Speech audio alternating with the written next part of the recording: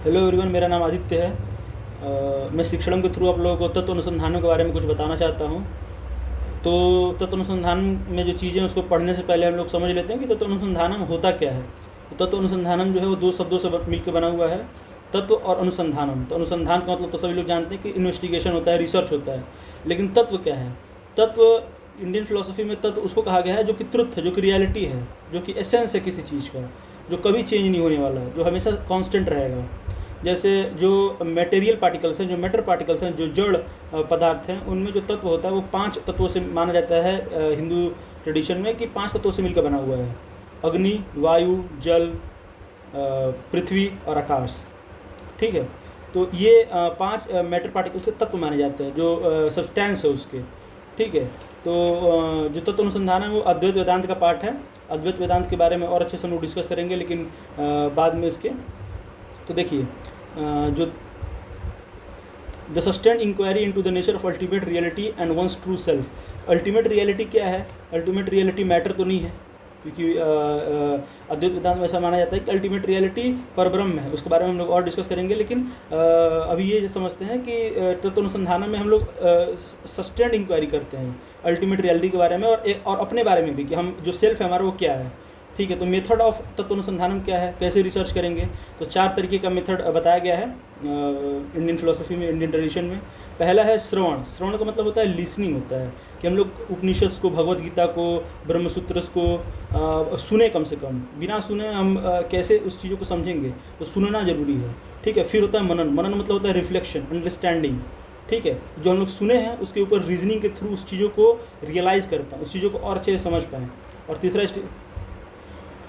और तीसरा जो मेथड है वो निधिध्यासन का है। निधिध्यासन मतलब डीप कॉन्टम्पलेशन, कि हमने समझ तो लिया, रीजनिंग तो कर लिया, लेकिन सिर्फ समझने भर से वो चीज़ हमें रियलाइज़ नहीं हो जाएगा, वो हमारे पर्सनैलिटी का पार्ट नहीं बन पाएगा। तो डीप कॉन्टम्पलेशन, इसका मतलब होता है कि जो हमने समझा है उसके ऊपर मेडिटेट करना, कॉन्टिन्यूसली मेडिटेट करना। ठीक है। ताकि वो जो ट्रूथ है वो हमारे एक्सपीरियंस का, वो हमारे बीइंग का पार्ट बन जाए। बिना सिर्फ समझने भर से, सिर्फ पढ़ लेने से और समझ लेने से चीज़ें नहीं चलती हैं। ठीक है। अद्वैत वेदांत जो है, अद्वैत वेदांत के में जो तत्व है, जो सब्सटेंस है, जो रियलिटी है, ट्रुथ है, वो ब्रह्म है। इंग्लिश में ब्रह्मन लिखते हैं, पढ़ते ब्रह्म है। ठीक है। और तत्व अनुसंधान जो कि अद्वैत वेदांत का ही पार्ट है, उसके 4 महावाक्य हैं, उसको भी हम लोग देख लेते हैं। 4 महावाक्य कौन कौन से हैं? प्रज्ञानम ब्रह्म, कॉन्शियसनेस इज ब्रह्म। 4 महावाक्य में ये है कि कॉन्शियसनेस इज ब्रह्म, मतलब कि जो चेतना है वो ब्रह्म है। अहम ब्रह्मास्मि, आई एम ब्रह्म। अहम ब्रह्मास्मि, आई एम ब्रह्म, इसका मतलब ये कि जो मैं है, आई है, जो सेल्फ है, वही ब्रह्म है। तत्त्वमसि, यू आर डैट। तत्त्वमसि, तुम वही हो, you are that. You are that, that किसको रिफर करता है? डैट रिफर करता है ब्रह्मन को। ठीक है। अयम आत्मा ब्रह्म। अयम आत्मा मतलब ब्रह्म मतलब दिस सेल्फ इज ब्रह्म। मतलब एक ही बात को 4 महावाक्य के थ्रू कहा गया है कि मैं ही ब्रह्म हूँ, यह सेल्फ ब्रह्म है, कॉन्शियसनेस ब्रह्म है। उस चीज़ को और इलाबोरेट किया गया है। ठीक है। आगे देखते हैं। हाँ, तो देखिए हम लोग आ चुके हैं अपने आगे हमें तत्व अनुसंधान में पढ़ना क्या है उसके ऊपर। ठीक है। तो हमें पहली बात तो परब्रह्म के बारे में पढ़ना है कि वो क्या है, कैसे है। वेद के बारे में पढ़ना है कि जो 4 वेद है वो क्या है। ठीक है। और देख लीजिए उपवेद के बारे में पढ़ना है। मैं आपको एक ओवरव्यू दे रहा हूँ कि हमको आज के सेशन में पढ़ना क्या है। उपवेद क्या होता है? ठीक है। जो आश्रम है, इस चतुराश्रम धर्म बोलते हैं, तो वो आश्रम्स क्या होते हैं। ठीक है। वर्ण क्या है, जो 4 वर्ण है वो क्यों है, कैसे है, उसका विभाजन कैसे किया गया है। ठीक है। गुण क्या है, धर्म क्या है वर्णों के। उसके बाद है जो सप्तलोक है, ऊर्ध्वलोक और अधोलोक, वो में क्या अंतर है, और वो 7 लोक के बारे में और पढ़ना है। सप्तऋषि के बारे में पढ़ना है, सप्तऋषि कौन है।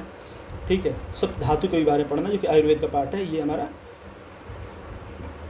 लास्ट स्लाइड है। ठीक है। फिर हम लोग शुरू करते हैं। ये एक ओवरव्यू था जनरल। उसके बाद हम लोग शुरू करते हैं तत्व अनुसंधान के बारे में और अच्छे से पढ़ने के लिए। ठीक है। तो देखिए, कोई भी चीज़ हम इसमें पढ़ेंगे तो उसको और अच्छे से, मतलब क्या नाम है कि उसके पीछे के लॉजिक को, उसके पीछे के क्या नाम है कि कॉन्सेप्ट को, फिलॉसफी को समझते हुए पढ़ेंगे। सिर्फ ऐसे नहीं पढ़ेंगे कि ये हमारे हिंदू धर्म में है, ये हमारे इंडियन ट्रेडिशन में है, तो इसको मान लेंगे। ठीक है। तो समझते हैं पहले अद्वैत वेदांत कहाँ से आता है। पर ब्रह्म का जो कॉन्सेप्ट है, जो पर ब्रह्म का कॉन्सेप्ट है वो अद्वैत वेदांत में है। अद्वैत वेदांत क्या है, कैसे है, उसके पीछे का एक थोड़ा सा मैं आपको ओवरव्यू देना चाहता हूँ। ओवरव्यू ये है, जो हमारा इंडियन फिलोसफी है उसमें षड दर्शन है जो आस्तिक दर्शन है। देखिए यहीं पे मैं लिख देता हूँ, जो हमारा इंडियन फिलोसफी है उसमें टोटल तो वैसे 9 दर्शन है, लेकिन जो षड दर्शन है, षड दर्शन, ये जो षड दर्शन है इसमें 6 दर्शन आते हैं, 6 इंडियन स्कूल्स ऑफ फिलोसफीज आती हैं। तो षड दर्शन जो है इसमें वो 6 दर्शन आते हैं जो कि आस्तिक स्कूल्स हैं। आस्तिक मतलब वो नहीं जो कैपिटल GOD में मानते हैं, ठीक है, जो कैपिटल गॉड मतलब जो गॉड में मानते हैं, क्रिएटर डिस्ट्रॉयर सस्टेनर, वो नहीं। आस्तिक यहाँ पे उसको बोला जाता है जो वेदास में मानते हैं, वेदास बिलीवर, ठीक है, वेदास बिलीवर को आस्तिक बोला जाता है यहाँ पे। तो षड दर्शन है जो वेदास की अथॉरिटी को एक्सेप्ट करते हैं। कौन कौन से वो 6 दर्शन है, तो सबसे पहले सांख्य योग, ठीक है, इनका पेयर बनता है, ठीक है, ये एक अलग दर्शन है, ये एक अलग दर्शन है। सांख्य योग पेयरिंग में इसलिए पढ़ते हैं क्योंकि एक दर्शन हमको मेटाफिजिक्स पढ़ाता है, दूसरा दर्शन हमको उसका एपिस्टेमोलॉजी बताता है। ये चीज़ थोड़ा सा इंडियन फिलोसफी का है, इसको हम बाद में समझेंगे, लेकिन आप बस नाम समझ लीजिए ताकि आपको अद्वैत वेदांत कहाँ से है उसके बारे में समझ आ जाए। दूसरा है सांख्य योग, न्याय वैशेषिक, ठीक है। न्याय जो स्कूल है वो हमारे इंडियन फिलोसफी का सबसे लॉजिकल स्कूल माना जाता है, मतलब इसके जो तर्क होते हैं, तर्क के बेसिस पे ही बहुत ज़्यादा फेमस स्कूल है। और तीसरा है मीमांसा और वेदांत, ठीक है। इसमें पूर्व मीमांसा और पूर्व और उत्तर मीमांसा आते हैं, पूर्व और उत्तर, ठीक है। और ये वेदांत का ही जो पार्ट है, एक स्कूल है अद्वैत वेदांत, ठीक है, अद्वैत वेदांत। इसमें और भी स्कूल्स हैं जैसे कि विशिष्ट अद्वैत वेदांत और शुद्ध अद्वैत वेदांत, द्वैतवाद, तो ऐसे स्कूल्स और उसके अलग अलग प्रोपाउंडर्स हैं। अद्वैत वेदांत के जो प्रोपाउंडर वो हैं आदि शंकराचार्य,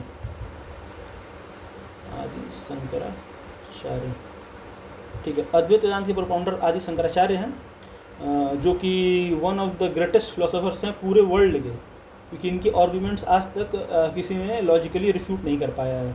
तो जो हम लोग पढ़ने जा रहे हैं वो दुनिया के सबसे ही सोफिस्टिकेटेड, सबसे ही क्या नाम है, गोट फिलोसफी पढ़ने जा रहे हैं, अगर आज की भाषा में बोला जाए, ठीक है। तो एक मिनट,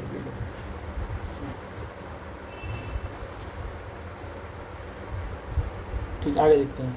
तो देखिए लिखा हुआ पर ब्रह्म क्या है। पर ब्रह्म है one and only ultimate reality, ठीक है। तो अगर आप देखेंगे जो यूनिवर्स है, हमको 2 चीज़ें दिखती हैं यूनिवर्स में, मैटर और कॉन्शियसनेस, जिसको माइंड या बॉडी बोलते हैं, डेकार्ट का माइंड बॉडी है, मैटर और कॉन्शियसनेस, ठीक है। तो मैटर क्या है, हमारा बॉडी है जो कि मटेरियल है, जिसको हम टच कर सकते हैं, फील कर सकते हैं। कॉन्शियसनेस क्या है, इसका कोई फिजिकल फॉर्म नहीं है कॉन्शियसनेस का, लेकिन ये हम एक्सपीरियंस करते हैं, रियलाइज़ करते हैं।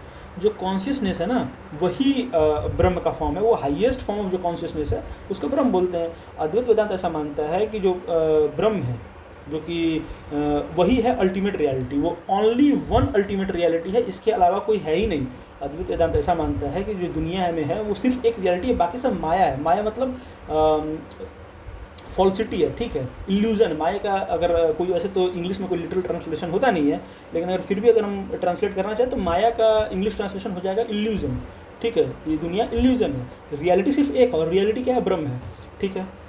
तो देखिए ब्रह्म जो है उनका नेचर क्या है उसके बारे में, तो देखिए हम ब्रह्म के बारे में इतना के सब कुछ ऐसे डिस्क्राइब कर नहीं सकते, लेकिन अगर फिर भी डिस्क्राइब करना चाहे तो क्या है, सत्य चित आनंद, सच्चिदानंद, आप लोगों ने सुना होगा, सत्य चित आनंद। ब्रह्म का जो नेचर है, जो परम ब्रह्म का नेचर है, पर ब्रह्म का जो नेचर है वो सत्य चित आनंद का है।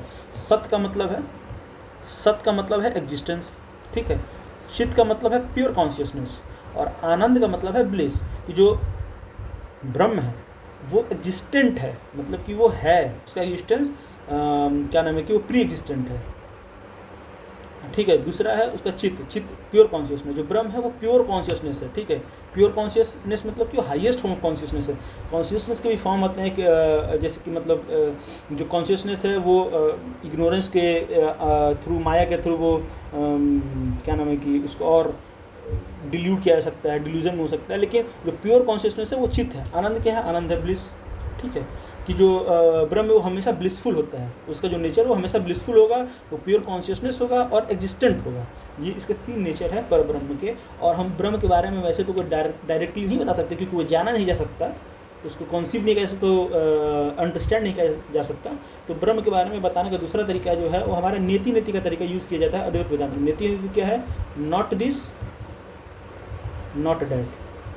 तो किसी ब्रह्म के बारे में हमको बताना है तो हमको बताएंगे कि ये नहीं है, वो क्या क्या नहीं है। हम उसके बारे में पॉजिटिव एस्पेक्ट नहीं बता पाएंगे क्योंकि वो हमारे अंडरस्टैंडिंग के बहुत बियॉन्ड है, इसलिए हम उसको नेति के थ्रू बताते हैं कि वो ये नहीं है, ये नहीं है, ये नहीं है। हम ये नहीं बताएंगे वो क्या है, हम ये बताएंगे वो ये नहीं है और ये नहीं है। ठीक है। तो ब्रह्म का जो ब्रह्म है अद्वैत वेदांत में वो सगुण ब्रह्म नहीं है, वो निर्गुण ब्रह्म है। निर्गुण का मतलब होता है फॉर्मलेस, निर्गुण का मतलब होता है फॉर्मलेस। ठीक है, फॉर्मलेस, एट्रीब्यूटलेस। ठीक है, न इसका कोई फॉर्म है, न इसका कोई एट्रीब्यूट है, न इसका कोई क्वालिटी है। ठीक है, तो इसके बारे में हम कुछ बता नहीं सकते, वो फॉर्मलेस ब्रह्म के बारे में बात की जाती है। और एक उसमें अद्वैत वेदांत में एक जो महावाक्य आता है ये भी है कि ब्रह्म सत्यम जगन मिथ्या जीवो ब्रह्मो नापरः, कि ब्रह्म ही सत्य है। ठीक है, ब्रह्म सत्य जगन मिथ्या, जो ये रियलिटी है वो इल्यूज़न है। ठीक है,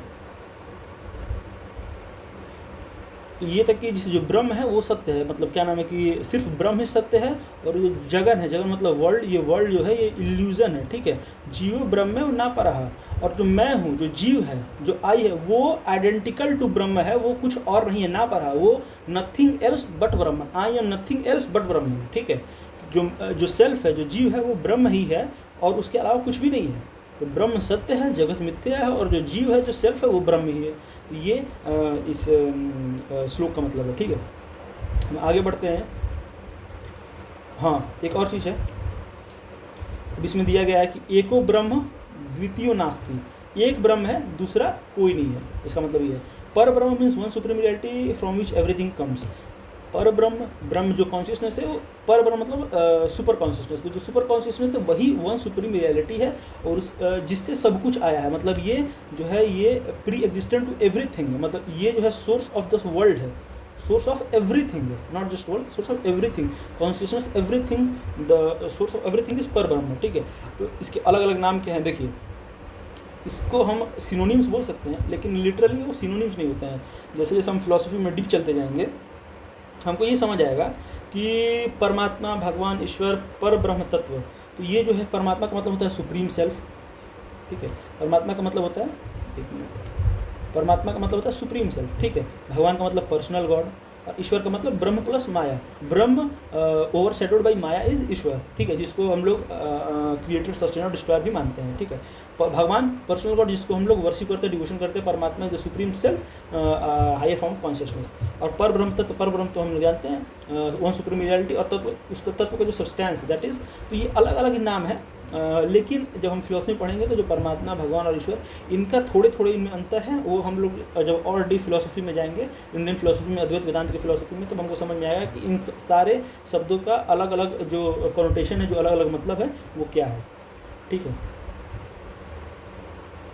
तो अब देखिए, अब हम आते हैं वेद के ऊपर। हमने पर ब्रह्म के बारे में अच्छे से समझ लिया, अब हम वेद के बारे में जानते हैं कि वेद क्या है। ठीक है, Veda comes from the Sanskrit word, Sanskrit root vid, which means जानना। ठीक है, वेद का मतलब होता है जानना और समझना, मतलब संस्कृत रूट विद से आया, जिसका मतलब होता है जानना, ज्ञान प्राप्त करना और सत्य को समझना। इसमें तो एक्सप्लेनेशन की जरूरत नहीं है, ये एविडेंट है जो लिखा हुआ है। इसलिए वेद जो है, वेद का मतलब होता है ज्ञान। ठीक है, ऐसा ज्ञान जो सनातन हो, शाश्वत और मानव कल्याणकारी माना गया है। तो सनातन क्या है? जो टाइमलेस है, जो इटर्नल है। शाश्वत क्या है? जो इटर्नल है, मतलब ऐसा जिसका कोई टाइम नहीं है, इट इज़ टाइमलेस, मतलब वो टाइम से पहले है। जो वेद है हमारा, वो टाइम से पहले, वो सनातन है, वो तब से है जब कुछ भी नहीं था। ठीक है, वो शाश्वत, वो इटर्नल है, वो टाइम से पहले, वो जब से दुनिया बनी उससे पहले का वेद है ये ऐसा माना जाता है। ठीक है, तो वेद का मतलब ज्ञान होता है। हमने ये देख लिया। अब उन 4 वेदों के बारे में और अच्छे से हम पढ़ेंगे। इंडियन फिलोसफी में, इंडियन ट्रेडिशन में 4 वेद हैं, उसके बारे में और अच्छे से डिटेल में जानते हैं।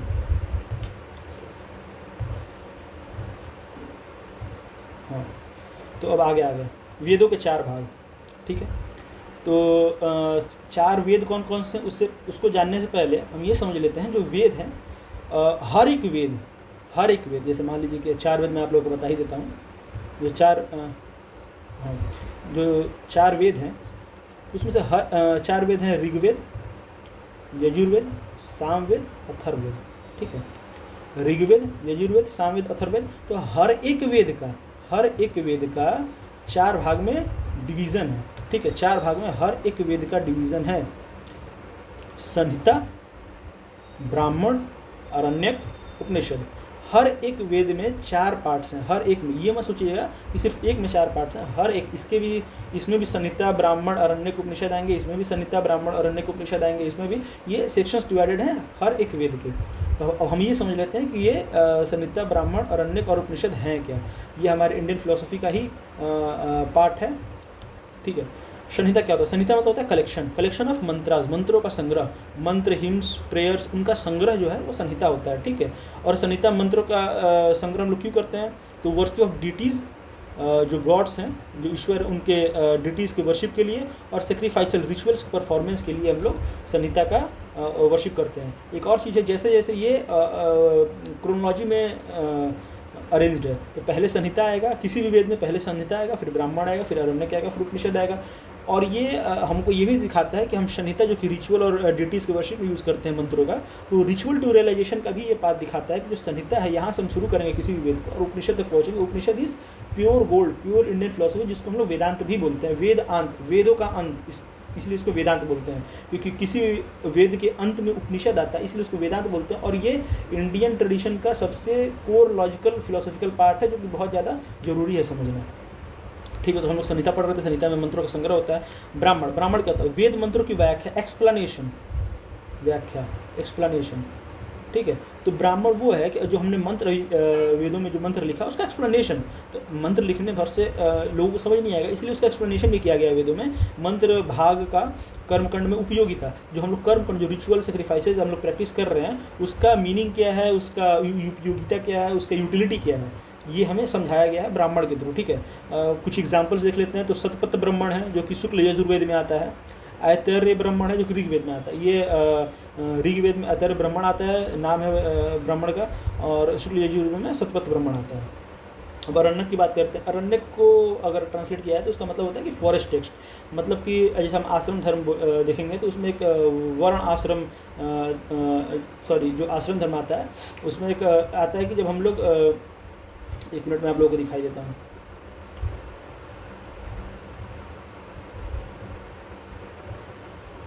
हाँ, 4 आश्रम, ये देखिए, वानप्रस्थ आश्रम, ठीक है। वानप्रस्थ में हम लोग क्या नाम है कि वन की तरफ चले जाते हैं, रिटायरमेंट स्टेज लेते हैं, डिटैच हो जाते हैं, और क्या नाम है कि मोक्ष की प्राप्ति के लिए वानप्रस्थ चले जाते हैं कि वानप्रस्थ। अरण्यक मतलब वन होता है, ठीक है। तो जो लोग क्या नाम है कि अपना शुरू का जीवन बिता के आश्रम के थ्रू अपने तीसरे आश्रम में, तो वानप्रस्थ आश्रम में होते हैं, तो वो बाहर चले जाते हैं, मतलब वन में चले जाते हैं, सत्य की खोज में, मोक्ष की खोज में, ब्रह्म की खोज में, ठीक है। तो उन्होंने जब वहाँ पे वानप्रस्थ आश्रम के दौरान उन्होंने जो टेक्स्ट लिखे उसको फॉरेस्ट अरण्यक बोलते हैं, जिसको इंग्लिश में फॉरेस्ट टेक्स्ट बोलते हैं, जो भी वेद का ही पार्ट है। और उपनिषद जो है वो, उपनिषद का लिटरल मीनिंग क्या होता है ये भी देख लेते हैं। उपनिषद देखिए, उपनिषद, ठीक है। उपनिषद का मतलब समीप निश्चय बैठना, समीप हो गए। उप का मतलब होता है समीप, ठीक है। समीप मतलब कि जो गुरु हैं, जो ऋषि हैं, उनके समीप जाके बैठना है, सॉरी, समीप जाना है, ठीक है। निश्चय करके बैठना है कि हम वहाँ से उठेंगे नहीं, उनको पूरा सुनेंगे और समझेंगे। और सद मतलब बैठना, हमें अपने गुरु के पास निश्चय करके और समीप जाके बैठना है, और उनके ज्ञान को समझना है, उनकी बातों को सुनना है और समझना है, ठीक है। तो जो उपनिषद वो डायलेक्टिकल फॉर्मेट में, डायलेक्टिकल फॉर्मेट होता है क्वेश्चन एंड आंसरिंग के फॉर्म में। जैसे कि अगर कोई भी आप चीज़ों को पढ़ रहे हैं, समझ रहे हैं, तो जो टीचर जो है, जो गुरु है, वो पढ़ा रहे हैं, तो जब वो पढ़ाएंगे तो हम सुनेंगे उसको, ठीक है। लेकिन हम फिर क्वेश्चन भी करेंगे। तो जो वन टू वन जो डायलॉग फॉर्म में, जो क्वेश्चन एंड आंसरिंग के फॉर्म में जो चीज़ें समझी जाती हैं, पढ़ाई जाती हैं, उसको डायलेक्टिकल फॉर्मेट बोलते हैं। और उपनिषद भी क्वेश्चन आंसर के फॉर्मेट में ही लिखा गया है, ठीक है। जहाँ पे एक शिष्य है, वो अपने गुरु से सवाल पूछता है, गुरु उत्तर देते हैं, फिर शिष्य दोबारा सवाल पूछते हैं, ऐसे करके। देखिए, हमारे पास उपनिषद वैसे टोटल 108-110 उपनिषद हैं, लेकिन जो मेन उपनिषद हैं, जो कि क्या नाम है कि जो बड़े उपनिषद हैं, वो 10 ही हैं, जिसको मेजर उपनिषद बोलते हैं। 10 उपनिषद हैं जिसमें ब्रह्म विद्या के बारे में है, ब्रह्म के बारे में ज्ञान है, विद्या है। कौन कौन से ऐसे उपनिषद हैं? वैसे तो उसका पूरा लिस्ट अभी मेरे पास नहीं है, लेकिन मैं कुछ नाम बता देता हूँ, जैसे कि बृहदारण्यक उपनिषद, ईशावास्य उपनिषद, मुंडक उपनिषद, मांडुक्य उपनिषद। ये कुछ उपनिषद हैं जो कि क्या नाम है कि 10 मेजर उपनिषद के कुछ एग्जाम्पल्स थे, ठीक है। अब आगे बढ़ते हैं। देखिए, वेद के बारे में समझते हैं, ठीक है। वेद जो है, देखिए हमारे इंडियन ट्रेडिशन में जो टेक्स्ट है ना, इंडियन टेक्स्ट्स हैं, वो दो पार्ट्स में हैं, श्रुति और स्मृति। मैंने यहाँ पे लिखा भी है, श्रुति और स्मृति। श्रुति क्या है? वेद जो है वो श्रुति का पार्ट है। श्रुति क्या है? जो कि हर्ड किया जाता है, मतलब कि जो कि सिर्फ मंत्रों के उच्चारण के through one generation to other, one teacher to his शिष्य पास ऑन किया जाता है, सिर्फ उच्चारण के थ्रू, उसको सिर्फ सुन के याद किया जाता है और उसको पास आउट किया जाता है, ठीक है। और उसके एग्जाम्पल्स क्या हैं? वेदाज और उपनिषद से। स्मृति जो कि रिमेंबर किया जाता है, श्रुति सिर्फ सुना गया है, और स्मृति जो कि रिमेंबर्ड, विच इज़ रिमेंबर्ड। तो इसमें कौन कौन से? रामायण है, महाभारत है, पुराण से जो, हाँ ये समझने वाली बात है कि जो पुराण है वो स्मृति का पार्ट है, न कि श्रुति का पार्ट है। रामायण और महाभारत में स्मृति का पार्ट है, श्रुति में वेद और उपनिषद आते हैं, ठीक है। अब आगे बढ़ते हैं। वेद व्यास का योगदान क्या है? वेदों की रचना माना जाता है वेद व्यास ने किया है। वेद व्यास का योगदान है, महर्षि वेद व्यास ने वेदों का संग्रह किया, उन्हें 4 भागों में व्यवस्थित किया है, ठीक है। मैंने बताया था कि वेद के 4 भाग हैं, उन्होंने 4 भागों में व्यवस्थित किया। वेद व्यास के जो डिसाइपल्स मतलब उनके जो शिष्य हैं, उनके शिष्यों को वेद व्यास ने एक एक वेद सुनाया है। तो ऋग्वेद का जो ज्ञान है वेद व्यास ने अपने पैल शिष्य को दिया है, यजुर्वेद वैशंपायन को दिया है, सामवेद जैमिनी को दिया है, और अथर्ववेद सुमंतु को दिया है, ठीक है। जो सामवेद के जो वेद व्यास के जो शिष्य हैं जैमिनी को मीमांसा, जो हमने पढ़ा था ना 6 स्कूल्स ऑफ इंडियन फिलोसफी, उसमें जो मीमांसा स्कूल है उसका फाउंडर माना जाता है जैमिनी को। तो ये एक्स्ट्रा मैंने आपको बता दी। और ये जो पैल, वैशंपायन, जैमिनी और सुमंतु ये शिष्य हैं वेद व्यास के, जिन्होंने वेद व्यास ने जिनको एक एक वेद सुनाया है, ठीक है। अब आगे बढ़ते हैं। तो वो 4 वेद कौन कौन से हैं? ऋग्वेद, यजुर्वेद, सामवेद, अथर्ववेद, और उनमें क्या पढ़ाया जाता है ये हम लोग समझ लेते हैं, ज़्यादा मुश्किल नहीं है ये। देखिए ऋग्वेद में हिम्स और प्रेयर्स हैं, ठीक है। ऋग्वेद में हिम्स और प्रेयर्स हैं, मंत्रास हैं, और क्यों? उसका पर्पस क्या है? Praising the divine and nature. Praising the divine nature जो मंत्र है वो डिवाइन और नेचर के प्रेज में है, मतलब उनके क्या नाम है कि उनका उसके बारे में व्याख्यान किया गया है, प्रेज किया गया है। यजुर्वेद क्या है? यजुर्वेद में यज्ञ और रिचुअल्स हैं, सेक्रीफाइसेस हैं, ठीक है। इसमें बताया गया कौन कौन से कर्मकांड हमें फॉलो करने हैं, और उसका simple how to perform sacred actions, जो कि रिचुअल्स हैं, सेक्रेड एक्शंस है, जो कि पुण्य काम है, वो कैसे परफॉर्म करते हैं, उसका पूरा विधि विधान सब बताया गया है यजुर्वेद में। सामवेद में क्या है? म्यूजिक एंड चैंटिंग, ठीक है। हमारे वेद एक सामवेद ऐसा भी जिसमें म्यूजिक के बारे में, चैंटिंग के बारे में, सिंगिंग वैदिक मंत्र कैसे पढ़ते हैं, उनका मॉड्यूलेशन कैसे है, आगे हम पढ़ेंगे इसके बारे में। लेकिन तो सामवेद में म्यूजिक के बारे में और चैंटिंग के बारे में बताया गया, कैसे मंत्रों को गाना है, पढ़ना है, ठीक है, चैंट करना है। जो दूसरा है अथर्ववेद। अथर्ववेद में daily life and wellbeing. Atharvaveda में कि डेली लाइफ को कैसे जीना है, हमारा वेलबींग कैसे होगा, और क्या नाम है कि कैसे फॉलो करना है। हर एक वेद को हम और डिटेल में पढ़ेंगे, बस इसका भी ओवरव्यू ले लेते हैं। Knowledge for society and life, इसमें समाज और अपने जीवन के बारे में ज्ञान की बातें की गई हैं अथर्ववेद में।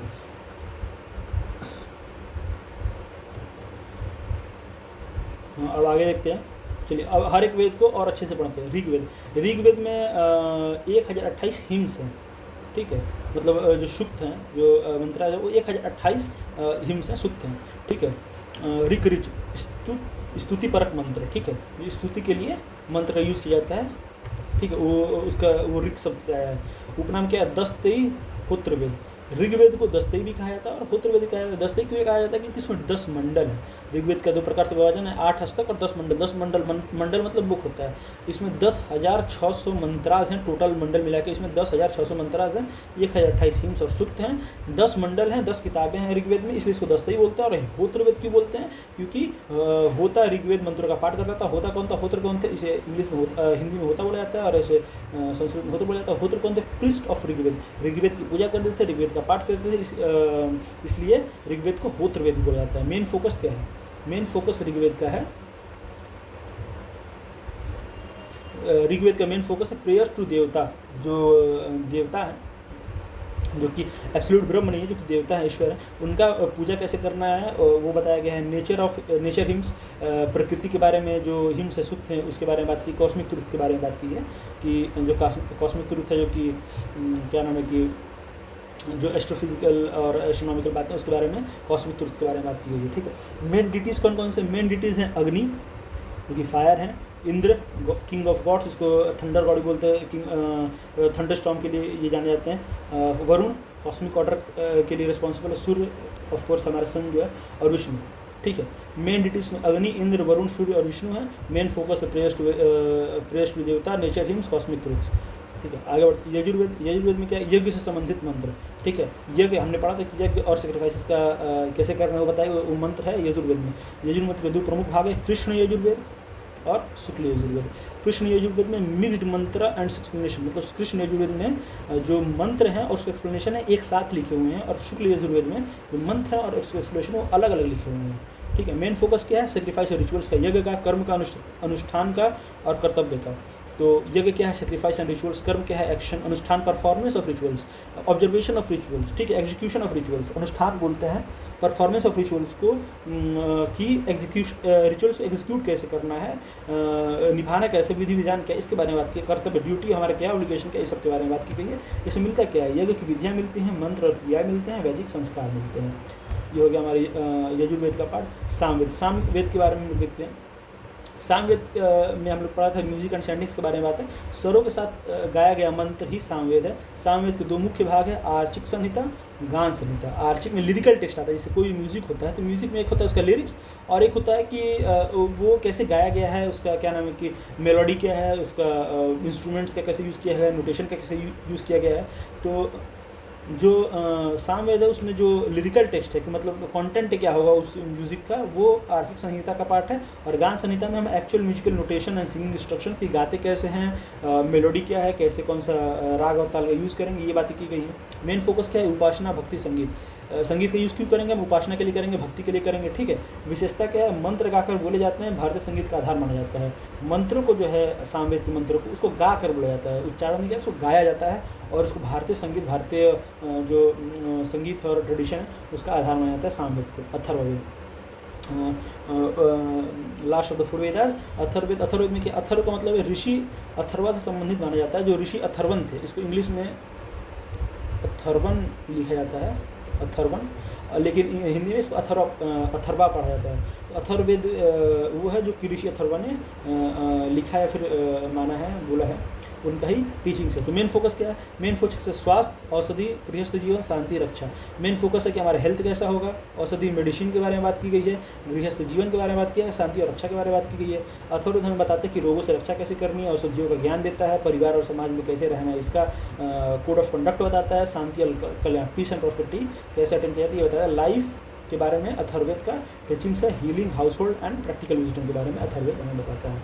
ठीक है, अब हम देखते हैं कि जो वेद है, हर एक वेद का एक उपवेद भी है। उपवेद क्या है? सब्सिडियरी वेद, मतलब उसका सब्सिडियरी फॉर्म। ठीक है, सब्सिडियरी फॉर्म इसका मतलब क्या? Applied knowledge of Vedas. जो हमारा वेद है उसका जो अप्लाइड नॉलेज है, जब हम उसको अप्लाई करेंगे तो क्या होगा? जैसे ऋग्वेद है, हम हर एक वेद का उपवेद पढ़ते हैं। जैसे ऋग्वेद है, तो ऋग्वेद का जो उपवेद है वो आयुर्वेद है। आयुर्वेद क्या है? Science of life. आयुर्वेद के बारे में हम सब जानते हैं, जिसमें क्या नाम है कि चिकित्सा और स्वास्थ्य के बारे में बात की जाती है। 2 एग्जाम्पल्स हैं, चरक और सुश्रुत संहिता के। चरक संहिता जो है, चरक संहिता और सुश्रुत संहिता। चरक में चरक संहिता लिखी थी, सुश्रुत में सुश्रुत संहिता लिखी थी। चरक संहिता में मेडिसिन के बारे में बात की गई है, क्या नाम है कि दवाइयों और औषधियों के बारे में बात की गई है। ठीक है, जो जड़ी बूटियाँ उसके बारे में बात की गई है। सुश्रुत संहिता इज साइंस ऑफ सर्जरी, कि सर्जरी कैसे करना है, ये सुश्रुत संहिता में लिखा गया है। ठीक है, यजुर्वेद की बात करते हैं। यजुर्वेद का जो उपवेद है वो धनुर्वेद है, साइंस ऑफ आर्चरी, कि हमें लड़ना कैसे, आर्चरी के बारे में बताया गया है। युद्ध कला और शस्त्र विद्या के बारे में हमें यजुर्वेद में बताया गया है। Samaveda, Samaveda is science of celestial music. ठीक है, सामवेद का जो उपवेद है वो गंधर्व वेद है। Gandharva Veda is science of celestial music, music के बारे में इसके सामवेद में भी म्यूजिक की बात है। इसका उपवेद जो है वो भी म्यूजिक से रिलेटेड है, जो संगीत, नृत्य और कला, राग, ताल और डांस के बारे में इसके बात की गई है। ठीक है, अथर्ववेद का जो उपवेद है वो स्थापत्य वेद है। स्थापत्य वेद जिसको शिल्प वेद भी बोलते हैं। ठीक है, इसमें क्या? इसमें वास्तुकला और निर्माण, जैसे हम कोई भी घर बनाते हैं तो वास्तु शास्त्र का यूज करते हैं। तो ये कहाँ मेंशन है? ये उपवेद, अथर्ववेद के उपवेद स्थापत्य वेद में मेंशनड है। ठीक है, और इसमें आर्किटेक्चर और टाउन प्लानिंग से डील है कि कोई भी घर बनाना है, टाउन प्लानिंग करना है तो कैसे करना है, ये बताया गया है स्थापत्य वेद में। ठीक है, उपवेद हो गया। अब आगे बढ़ते हैं, अब 4 आश्रम पढ़ते हैं। देखिए, आश्रम क्या है? Stages of life. ठीक है, आश्रम में 4 आश्रम जो है वो स्टेजेस ऑफ लाइफ है। तो इसलिए वेद इक्वल टू ज्ञान होता है, लेकिन ह्यूमन लाइफ इज 4 स्टेजेस। जो एक मनुष्य का जीवन है, जो एक मनुष्य का जीवन है उसका मान लीजिए कि 0 से 100 साल तक का उसका जीवन है। कुछ टाइम पे पुराने टाइम्स में लोग 100 साल तक जीते थे। आज के टाइम्स का जो एवरेज लाइफ स्पैन वो तो 60 साल का है, लेकिन पहले के टाइम में लोग 100-120 साल तक आराम से जीते थे। तो इसके एवरेज 100 साल माना जाता था। तो इसको 4 भागों में बांटा गया है, 4 आश्रम्स हैं, ठीक है। कि स्टेज कौन कौन से स्टेज होंगे ईयर वाइज, ठीक है। पहला स्टेज होगा एजुकेशन का, दूसरा फैमिली का, तीसरा सोसाइटी और चौथा स्पिरिचुअलिटी। और इन तीनों को और इन चारों को हम लोग बैलेंस भी कर सकते हैं, ठीक है। कि पहले हम एजुकेशन के ऊपर, जो पहला हमारे लाइफ के स्टेज होगा एजुकेशन के ऊपर फोकस होगा, फिर फैमिली, फिर सोसाइटी और फिर स्पिरिचुअलिटी के ऊपर। अब इसके बारे में और अच्छे से पढ़ते देखिए। कौन से 4 आश्रम? वो ब्रह्मचर्य आश्रम, गृहस्थ आश्रम, वानप्रस्थ आश्रम और संन्यास आश्रम।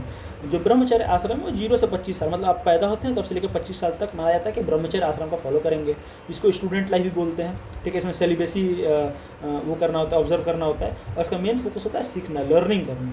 जो दूसरा आश्रम है वो गृहस्थ आश्रम है, जिसको कि 25 से 50 साल तक माना जाता है कि आपकी उम्र 25 से जब हो जाएगी उसके बाद 50 साल तक आप गृहस्थ आश्रम को फॉलो करेंगे, आप हाउस होल्डर के लाइफ जिएंगे, जिसमें आपकी फैमिली होगी और सोसाइटी के नॉर्म्स को फॉलो करेंगे। आप एक फैमिली पालेंगे और सोसाइटी के नॉर्म्स को फॉलो करेंगे 25 सालों तक, 25 से 50 सालों तक।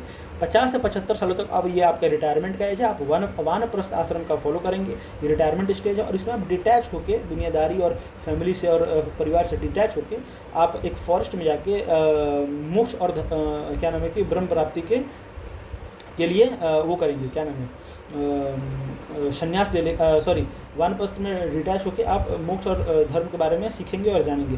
संन्यास आश्रम क्या है? इसमें 75 से 100 सालों तक का, जब आप 75 साल के हो जाएंगे उसके बाद से लेके जब तक आप जिंदा रहेंगे वो संन्यास आश्रम माना जाता है। रिनंसिएशन, इसमें आप सब कुछ त्याग करके स्पिरिचुअल लिबरेशन के खोज में चले जाएंगे। आप संन्यास लेंगे पूरी दुनिया से, सबसे आप संन्यास लेके रिनंसिएशन के उसमें चले जाएंगे, स्पिरिचुअल लिबरेशन के उसमें चले जाएंगे। तो एक चीज़ ये देख लेते हैं, क्यों ये जो आश्रम है ये 4 भागों में क्यों बांटा गया है, ताकि जो हमारा जीवन है इसमें हम कंफ्यूज ना हो और हमको पता हो कि हमें क्या क्या करना है जीवन में। तो हम हर एक, जो कि मतलब स्टूडेंट का लाइफ है, जो कि स्टूडेंट का लाइफ है, जैसे ब्रह्मचर्य आश्रम, गृहस्थ आश्रम, वानप्रस्थ आश्रम, संन्यास आश्रम, तो आप लर्निंग से लेकर फैमिली भी समझ पाएँ, आप जी पाएँ। ब्रह्मचर्य आश्रम में आप स्टूडेंट लाइफ के भी बारे में जान पाएँ, आप डिटैचमेंट और रिटायरमेंट क्या होता है ये भी समझ पाएँ, और आप फाइनली स्पिरिचुअली लिबरेट भी हो पाए, मतलब आप हर एक तरह के जीवन का आप एक्सपीरियंस कर पाए। इसलिए आश्रम के फॉर्म में इसको डिवाइड किया गया था, ठीक है। तो इसके पीछे का लॉजिक ये है, ये कोई इलॉजिकल चीज़ नहीं है डिवाइड करने का, ताकि हम आराम से चीज़ों को एक्सपीरियंस कर पाएँ। अब ठीक है, ये तो हमारे स्टेजेस ऑफ लाइफ को डिवाइड किया गया था। जो दूसरा क्लासिफिकेशन है वो 4 वर्ण है। वर्ण मतलब इन सनातन धर्म सोसाइटी वाज ऑर्गेनाइज्ड इनटू 4 वर्ण to help everyone work together peacefully. ताकि देखिए जो वर्ण है वो सोसाइटी में लोगों को विभाजन किया गया 4 वर्णों में, और वो 4 वर्ण बेस्ड किस पे हैं? एक पर्सन की क्वालिटीज़, इंटरेस्ट और वर्क के ऊपर, बर्थ के ऊपर सिर्फ नहीं था। ये समझने वाली बात है। जो वर्ण धर्म था, जो वर्ण धर्म है, ये 4 वर्ण हैं, हम पढ़ेंगे अभी 4 वर्ण कौन से, वो क्वालिटीज़, इंटरेस्ट, आप क्या काम करते हैं, आपके अंदर कैसी क्वालिटीज़ है, आपकी पर्सनैलिटी क्या है, आपका किसमें इंटरेस्ट है और आप क्या काम करते हैं, इसके ऊपर वर्ण का क्लासिफिकेशन किया गया है चारों में। जन्म के आधार पर नहीं किया गया। ये बहुत ही मिस इंटरप्रेटेड चीज़ है कि वर्ण को जन्म के आधार पर माना जाता है, कि जैसे कि ब्राह्मण, क्षत्रिय, वैश्य और शूद्र जो 4 वर्ण है, इसे माना जाता है कि ये धर्म, ये बर्थ के आधार पर, सिर्फ ये बर्थ के आधार पर नहीं है, ये क्वालिटीज, इंटरेस्ट और वर्क के आधार पर बांटा गया था, ठीक है। आगे बढ़ते हैं।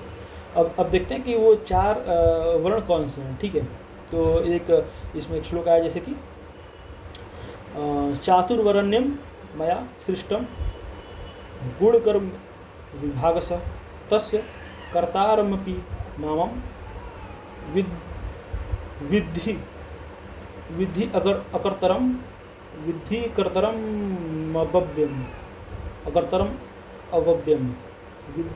अकर्तरम अवव्यम, ठीक है। इसका मतलब क्या है? ये जो पहला लाइन है, पहला स्टेटमेंट, इसका मतलब ये है कि जो कृष्ण है, जो ये गीता का श्लोक है, चैप्टर 4 वर्स 13, ठीक है। गीता का श्लोक है 4th चैप्टर का वर्स 13 है। Krishna created 4 divisions of occupation based on गुण एंड कर्म।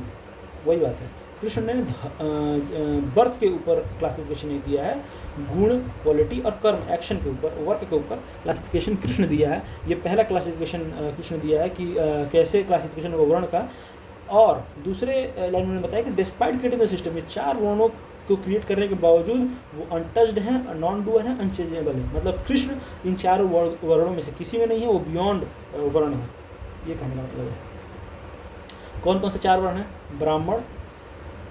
ब्राह्मण, क्षत्रिय, वैश्य, शूद्र। ब्राह्मण कौन है? जो टीचिंग, लर्निंग और वर्शिप का काम करता है, ये काम है ब्राह्मण का, इसका वर्क ये है। और क्वालिटीज़ क्या है? वाइज, काम और काइंड, ठीक है। वो बुद्धिमान होगा, काम होगा और बहुत दयालु होगा। क्षत्रिय का मेन रोल है प्रोटेक्शन एंड लीडरशिप का, वो सुरक्षा देगा सबको। ब्रेव होगा, डिसिप्लिन होगा और स्ट्रांग होगा, बहादुर होगा, संयमी होगा और बहुत ही मजबूत होगा। वैश्य कौन है? वैश्य है जो फार्मिंग, ट्रेड और बिजनेस रिलेटेड लोग हैं, वो वैश्य वर्ण में आते हैं। वो हार्ड वर्किंग होंगे, स्मार्ट होंगे और जेनरस होंगे, ठीक है। शूद्र कौन है? सर्विस एंड स्किल्ड वर्क, जो कि सर्विस करेंगे सोसाइटी में और स्किल्ड काम करेंगे, जो कि हेल्पफुल होंगे, स्किल्ड होंगे और डेडिकेटेड होकर काम करेंगे, वो शूद्र वर्ण है, ठीक है। 4 वर्णों के धर्म, ठीक है। ये 4 वर्ण है, उसमें धर्म कौन से? ब्राह्मण का क्या धर्म है? ठीक है, ब्राह्मण का धर्म है अध्ययनम, अध्यापनम, यजनम, याजनम, दानम, प्रतिग्रह। पढ़ना धर्म है, ठीक है, पढ़ाना धर्म है। स्वयं यज्ञ करना है, दूसरों के लिए यज्ञ कराना है, दान देना है और दान ग्रहण करना है, ये धर्म है ब्राह्मण का। अच्छा, वर्ण को क्लासिफिकेशन इसलिए किया गया था ताकि सोसाइटी जो है, सोसाइटी अच्छे से, मतलब जो वर्ण क्लासिफिकेशन, एक चीज़ और मैं आप लोगों को बता दूँ, ये 4 वर्ण है, मैं बता दूँ, ये 4 वर्ण हैं, ये डिवीजन ऑफ लेबर है, ठीक है, डिवीजन ऑफ लेबर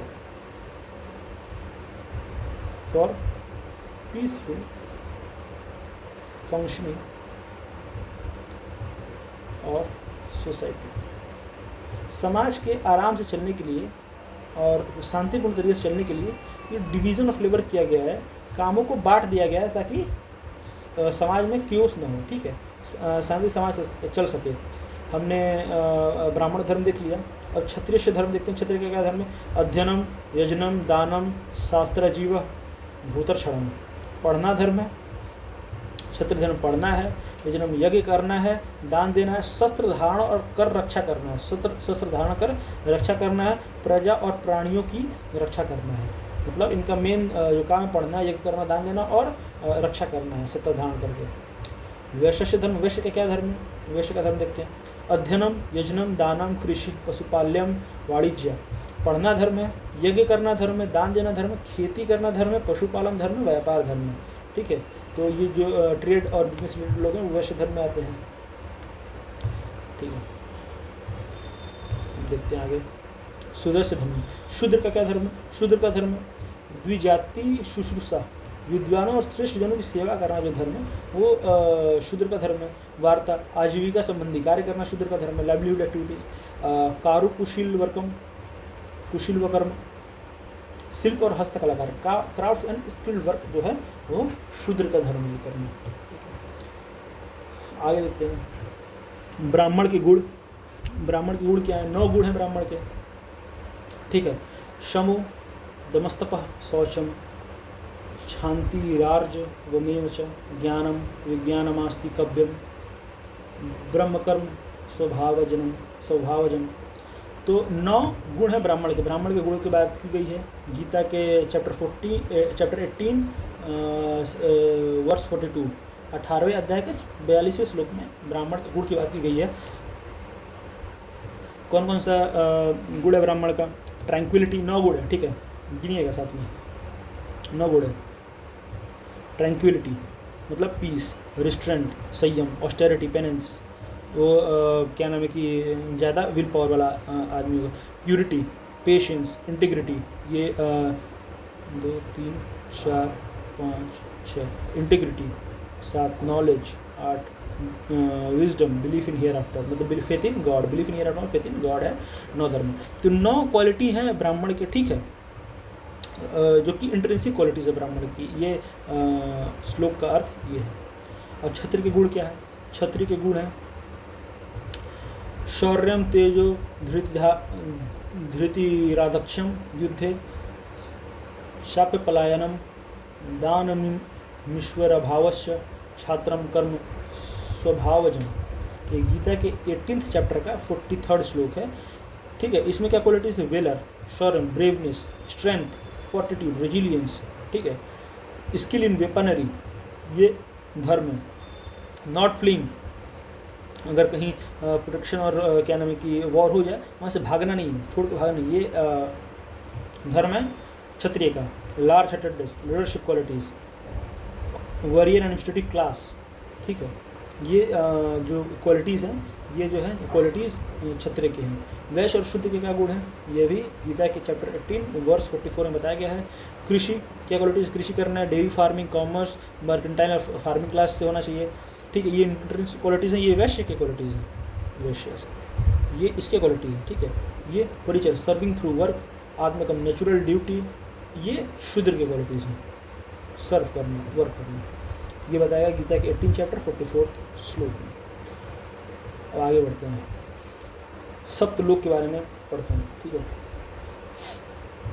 तो सप्तलोक, सप्त ऊर्ध्वलोक, अधोलोक, 7 लोक हैं, जो कि 7 ऊपर के लोक है, 7 नीचे। ये ऊपर और नीचे क्या कॉन्सेप्ट मैं आपको बताता हूँ, ठीक है। चलिए देखिए,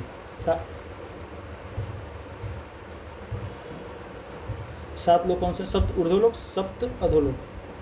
ये आप समझिए, ये जो है ये कॉन्शियसनेस और ये ज्ञान की बातें की जाती है इसमें सप्तलोक में, कि आप कैसे कैसे ऊपर उठेंगे। आप जो ये लोक दर्शाता है, ये दर्शाता है कि आप कॉन्शियसनेस में ऊपर उठेंगे तो आप कहाँ तक जाएंगे, ठीक है। आप अर्थ पे हैं, भूलोक पे, यहाँ पे आप कॉन्शियस तो हैं लेकिन कॉन्शियस जीव हैं आप, ठीक है। आप मोक्ष प्राप्ति नहीं है आपको। और सत्यलोक में ब्रह्मलोक, यहाँ पे ब्रह्म रहते हैं। तो लोक मतलब कि वो दुनिया जहाँ पे लोग रहते हैं। सत्यलोक, भूलोक में कौन रहता है, इंसान रहते हैं, इंसान भी कॉन्शियस होते हैं। और सत्यलोक में कौन रहता है, ब्रह्म रहते हैं। ये पूरा 7 स्टेजेस है कि आप कैसे कैसे कॉन्शियसनेस के स्टेजेस पर आप कैसे ऊपर जाएंगे, ठीक है। और जो अधोलोक है उसके बारे में हम देखते हैं। जो अधोलोक है, सब अधोलोक, ये दिखाता है कि आप कैसे कैसे और नीचे चलते जाएंगे। अगर आप सेंसुअल प्लेजर्स और बॉडी प्लेजर्स के ऊपर जाएंगे तो आप कैसे कैसे और अताल लोक से पाताल लोक तक पहुंच जाएंगे। इसके बारे में और अच्छे से हम डिस्कस करते हैं। सप्त अर्धोलोक, ठीक है। लोक क्या होता है, दुनिया, संसार, विश्व का एक प्रभाग है। पुराणों के अनुसार ब्रह्मांड में 14 लोक माने गए हैं, सप्त ऊर्ध्वलोक, सप्त अधोलोक। सप्त ऊर्ध्वलोक में देखते हैं कौन कौन से लोक हैं। सबसे नीचे आता है भूलोक, भूवरलोक, स्वरलोक, महरलोक, जनलोक, तपोलोक, सत्यलोक। भूलोक में कौन रहता है, अर्थ। भूलोक, अर्थ को बोलते हैं। भूलोक में इंसान और जानवर रहते हैं। भूवरलोक में अर्थ मतलब पृथ्वी, भूलोक और हेवन, अर्थ और हेवन के बीच का जो लोक है वो भूवरलोक है। इसमें सिद्ध पुरुष रहते हैं, ठीक है। इसमें सिद्ध पुरुष रहते हैं भूवरलोक में। स्वरलोक जो कि इंद्रलोक बोलते हैं, इसमें डीटीज रहते हैं, गॉड्स रहते हैं, इंद्रलोक है इसमें, ठीक है। स्वरलोक, इसमें देव रहते हैं, गंधर्व रहते हैं, अप्सरा रहते हैं स्वरलोक में, जो कि इंद्रलोक बोला जाता है। महरलोक, महरलोक में कौन रहते हैं, सेजेस रहते हैं, ऋषि रहते हैं, जैसे भृगु ऋषि थे, वो रहते हैं महरलोक में। जनलोक में हाईली एडवांस्ड स्पिरिचुअल बींग्स रहते हैं। ऐसे स्पिरिचुअल बींग्स जो कॉन्शियसनेस के स्टेज में बहुत ऊपर चले गए हैं, हाईली एडवांस हो चुके हैं, वो रहते हैं जनलोक में। तपोलोक में कौन रहता है, एसेटिक्स, जो तपस्या करने वाले लोग रहते हैं, वो तपोलोक में रहते हैं। और सत्यलोक में कौन रहता है, ब्रह्मलोक, ब्रह्म रहते हैं। इसको ब्रह्मलोक भी बोला जाता है क्योंकि इसमें ब्रह्म रहते हैं। जो ब्रह्म का लोक है वो सत्यलोक है।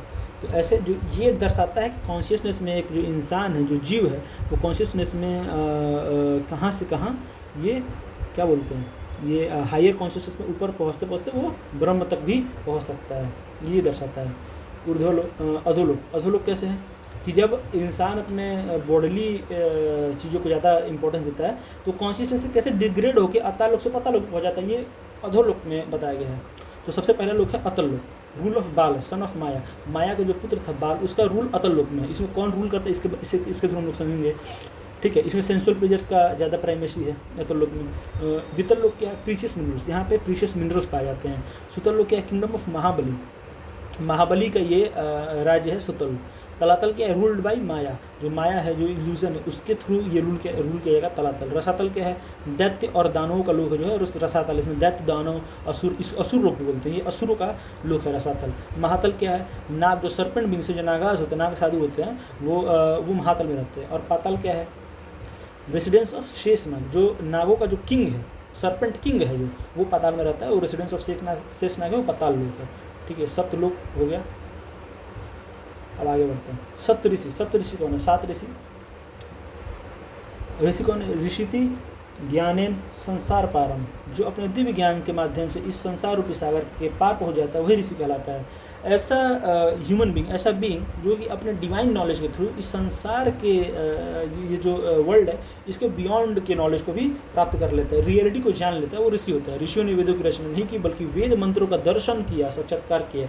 ये जानने वाली बात ये है कि ऋषियों ने वेदों की रचना नहीं की, ऋषियों ने वेद नहीं बनाया, वेद में जो लिखा गया वो ऋषियों ने बनाया नहीं है, उसका दर्शन किया, साक्षात्कार किया, विटनेस किया। ये फिलॉसफी में जब पढ़ेंगे तो विटनेस करना क्या होता है, दर्शन करना क्या होता है, वो आपको समझ में आएगा। इसलिए उन्हें मंत्र दृष्टा ऋषि कहा जाता है। उन्होंने मंत्रों का साक्षात्कार किया, दर्शन किया, दृष्टा किया, विटनेस थे वो मंत्रों के, ठीक है। उन्होंने सिर्फ बताया नहीं, उन्होंने उसका रियलाइजेशन किया है, इसलिए उनको मंत्र दृष्टा ऋषि कहा जाता है। ऋषि कौन है? ऋषि कौन है? तपसा स्वसर्वदोषम पाकृतः, जो तपस्या द्वारा अपने दोषों को दूर कर चुका हो, जो तपस्या करके अपने दोषों को दूर कर चुका हो, वो ही ऋषि कहलाने योग्य है। सत्यसंध, सत्य का पालन करता हो, वेद वेदांग तत्वज्ञ तथा वेद और वेदांगों के तत्व का ज्ञाता हो। वेद को हमने पढ़ा, वेदांग आर द क्या बोल सकते हैं, एक्नॉलेजमेंट्स ऑफ वेदास, ठीक है। ये वेद का ही पार्ट है, एक्सटेंशंस ऑफ वेदास, वेदांग बोलते हैं उसको, अंग ऑफ वेद, ठीक है। भौतिक ऋषि, वो ऋषि कहलाता है। वो ऋषि है जो कि तपस्या द्वारा अपने दोषों को दूर कर चुका हो, जो सत्य का पालन करता हो और वेद और वेदांतों के तत्वों का ज्ञाता हो, वो ऋषि कहलाता है। ये क्वालिटी होनी चाहिए ऋषि में। 7 ऋषि कौन कौन से हैं, जल्दी से देख लेते हैं। 7 ऋषि कौन कौन से हैं? महर्षि कश्यप, ठीक है। महर्षि कश्यप जो इनको फादर ऑफ क्रिएशन कहा जाता है। महर्षि अत्रि, ये ऑस्टेरिटी और पेनेंस के लिए जाने जाते हैं। महर्षि विश्वामित्र, ठीक है। गायत्री मंत्र जो कि ऋग्वेद में मेंशन है, विश्वामित्र ने ही उसका खोज किया था, ठीक है, रिवील किया था। रेवोल्यूशन ऑफ गायत्री मंत्र विश्वामित्र को ही आया था। महर्षि जमदग्नि, ये भी पेनेंस और वैदिक नॉलेज से जाना जाता है महर्षि जमदग्नि को। इनका जन्म जमानिया में हुआ था, जो कि गाजीपुर में स्थित है, गाजीपुर डिस्ट्रिक्ट में स्थित है उत्तर प्रदेश के। और इनके पुत्र का नाम परशुराम था। परशुराम का नाम आप लोगों ने सुना होगा, वो महर्षि जमदग्नि के ही पुत्र थे, परशुराम। महर्षि भारद्वाज, जो कि वैदिक नॉलेज और मेडिसिन के बारे में बताते हैं, ठीक है। महर्षि गौतम धर्मसूत्र के बारे में, गौतम धर्मसूत्र का इन्होंने लेख किया था। और महर्षि वशिष्ठ, जो कि राम के गुरु जो थे, जो प्रभु श्री राम के जो गुरु थे, वो महर्षि वशिष्ठ थे। इनके बारे में जानते, ये 7 ऋषि थे, सप्तऋषि। और उनकी पत्नियां कौन कौन थी? तो महर्षि कश्यप की जो पत्नी थी वो अदिति थी। महर्षि अत्रि की पत्नी अनसुया थी। महर्षि भारद्वाज की पत्नी सुशीला थी। महर्षि गौतम की पत्नी अहिल्या थी। महर्षि विश्वामित्र की पत्नी कुमुदवती थी। महर्षि जमदग्नि की पत्नी रेणुका थी। महर्षि वशिष्ठ की पत्नी अरुंधति थी। अब आगे चलते हैं। सप्तधातु, ठीक है। Dhatu is that from the word dha which means to hold, ठीक है। वो कौन सी चीज़ें हैं जिन्होंने पूरे वर्ल्ड को होल्ड करके रखा है? धातु है, जो तत्व है, जो सब्सटेंस है। तो क्या होल्ड करके रखा है? The term dhatu is used in 2 different constitution Ayurveda, ठीक है।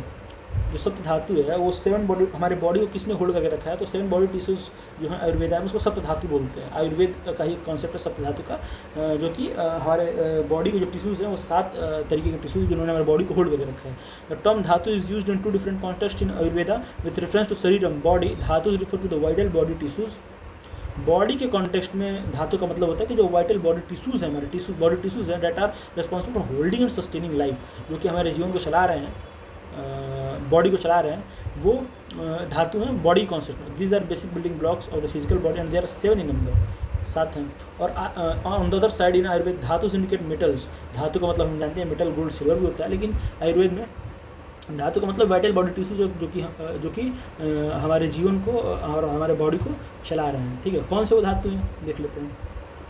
रस, रक्त, मांस, मेद, अस्थि, मज्जा, शुक्र। इसके बारे में और अच्छे से हम लोग देखते हैं, ठीक है। तो देखिए सब धातु का क्रम क्या है। रस, न्यूट्रिटिव फ्लूइड जिससे हमारा न्यूट्रिशन आता है। रक्त, ब्लड, जो हमारा ब्लड है, जो हमारा खून है। मांस, मसल टिश्यू, ठीक है। मेद, फैट टिश्यू। अस्थि, बोन टिश्यू, जो जिसे हमारा बोन बनता है। मज्जा, बोन मैरो, हमारा मैरो, बोन के अंदर का पार्ट। और शुक्र, रिप्रोडक्टिव एसेंस, ठीक है। तो क्या है? रसाद रक्तम ततो मांसाम मेद प्रजायते। मेदसोस्थि ततो मज्जा मज्ज्ञ शुक्रस्य संभव। ये चरक संहिता के चिकित्सा स्थान लिखा गया है। कैसे? रस, न्यूट्रिटिव फ्लूइड से रक्त बनता है, ब्लड बनता है। रक्त जो कि ब्लड से मंस, मसल टिश्यू बनते हैं। मम्स से मेद, फैट टिश्यू बनता है। मेद से अस्थि, बोन टिश्यू बनता है। अस्थि से मज्जा, मैरो टिश्यू बनता है। मज्जा से शुक्र, रिप्रोडक्टिव टिश्यू बनता है। और फिर जो शुक्र है उसी का रिफाइंड फॉर्म जो है वो गर्भ, एम्ब्रायो का प्रोड्यूस होता है, जिससे कि क्या नाम है कि एक नए जन्म का, एक नए इंसान का जन्म हो सकता है उससे। ठीक है, ये आयुर्वेद में लिखा गया है। और ये हमारा लास्ट स्लाइड है। तो इसमें क्या लिखा गया है? सप्त धातु के श्रेष्ठ कर्म। ठीक है, कर्म क्या है, कार्य क्या है, जो धातु है, जो सात धातु का कार्य क्या है? प्रीणनम, जीवनम, लेपः, स्नुह, स्नेहो, धारणपूर्णे, गर्भोत्पादक्ष, धातु नाम, श्रेष्ठम कर्म, क्रमात् स्मृतम। अष्टांग हृदय का पाठ है, अष्टांग हृदय का पाठ है। ठीक है, क्या है देखते हैं। कर्म क्या है, जो सात धातु है? रस, रक्ति, मांस, मेद, अस्थि, मज्जा, शुक्र। प्रीडम, पोषण करना। ठीक है, जो रस, जो न्यूट्री फ्लूइड, उसका काम है पोषण करना, नरिशमेंट करना। रक्त, जो ब्लड है, उसका काम है जीवन, जीवन बनाए रखना, इनलिवनिंग।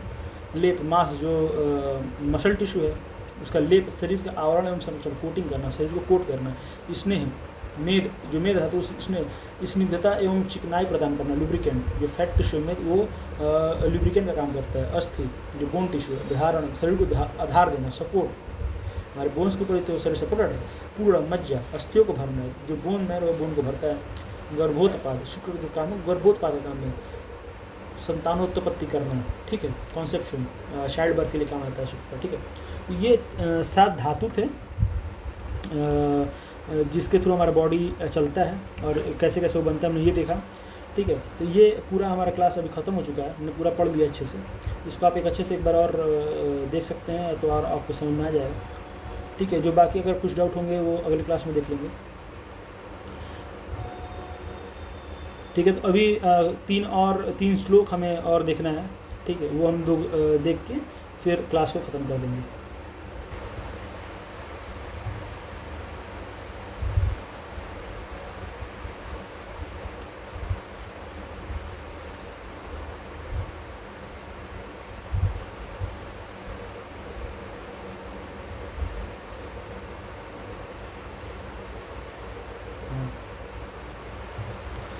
तो हमें अब तीन क्या नाम है कि वर्सेस देखने हैं। दुर्जन पद्धति, परोपकार पद्धति और धैर्य पद्धति।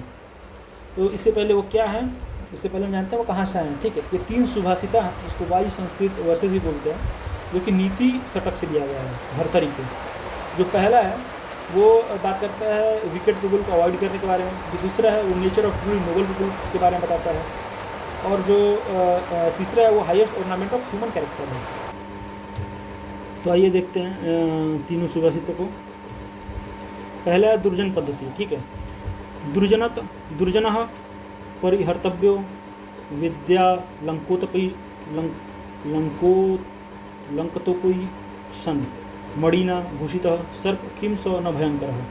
तो wicked person should be avoided even if he is highly educated. Snake decorated with precious jewel is still dangerous. इसका मतलब ये है कि जो एक बहुत ही चालाक और क्या नाम है कि विकेट टाइप का आदमी है, उसको अवॉइड करना चाहिए, भले ही बहुत ज़्यादा पढ़ा लिखा क्यों ना हो। क्योंकि एक स्नेक, इसका एग्जाम्पल ये दिया गया है कि अगर किसी एक सांप को आप जेल पहना देते हो फिर वो डेंजरस ही होता है, वो अच्छा नहीं हो जाता।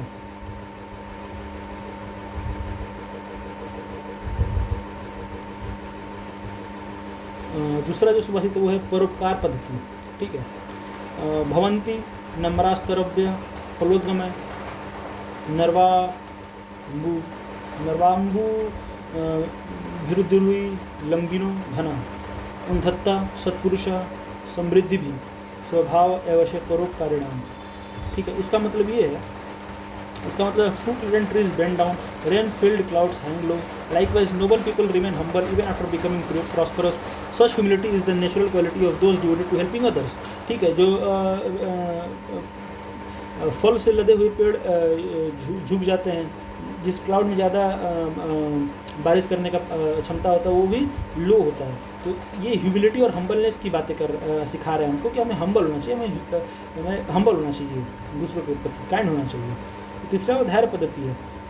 ऐश्वर्यस्य विभूषणम सुजनता स्वरस्य वाक्यम संयम ज्ञानस्योपशम सुतस्य विनयो वितस्य पात्रे वयः अक्रोध अक्रोधिस्तपस्य क्षमा, प्रवृत्तिधर्मस्य निर्व्याजता, सर्वेषामपि शामपि सर्वकारणमिदं शीलं परम भूषणम। इसका मतलब क्या है? इसका मतलब है कि जो ऑर्नामेंट्स है, जो भूषण है, भूषण क्या है? पावर का जो ornament of power is goodness. Power का जो अलंकार, जो भूषण है वो गुडनेस, अच्छाई है। ब्रेवरी का कंट्रोल ऑफ स्पीच, अगर आप बहादुर, आपके ऊपर संयम होना चाहिए वाक्य के ऊपर। नॉलेज जो है वो इनर नॉलेज का, knowledge of ornament of knowledge is inner peace. Knowledge का जो ऑर्नामेंट वो इनर पीस, अंदर की शांति है, आत्म शांति। लर्निंग का ऑर्नामेंट है, ornament of learning is humility. Wealth का गिविंग टू वर्दी पीपुल। ऑस्टेरिटी जो कि पेनेंस है, उसका फ्रीडम फ्रॉम एंगर है। अथॉरिटी का फॉरगिवनेस है। राइटियसनेस का सिंसियरिटी है। मतलब ये ऑर्नामेंट्स इन चीज़ों का, मतलब अगर इनके साथ ये है तो तभी वो फ्रूटफुल है। All good character is the highest ornament of everyone.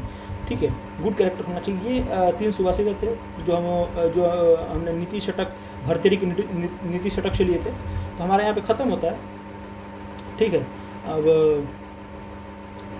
ये सारा हमारा क्लास था। ठीक है, थैंक यू वेरी मच।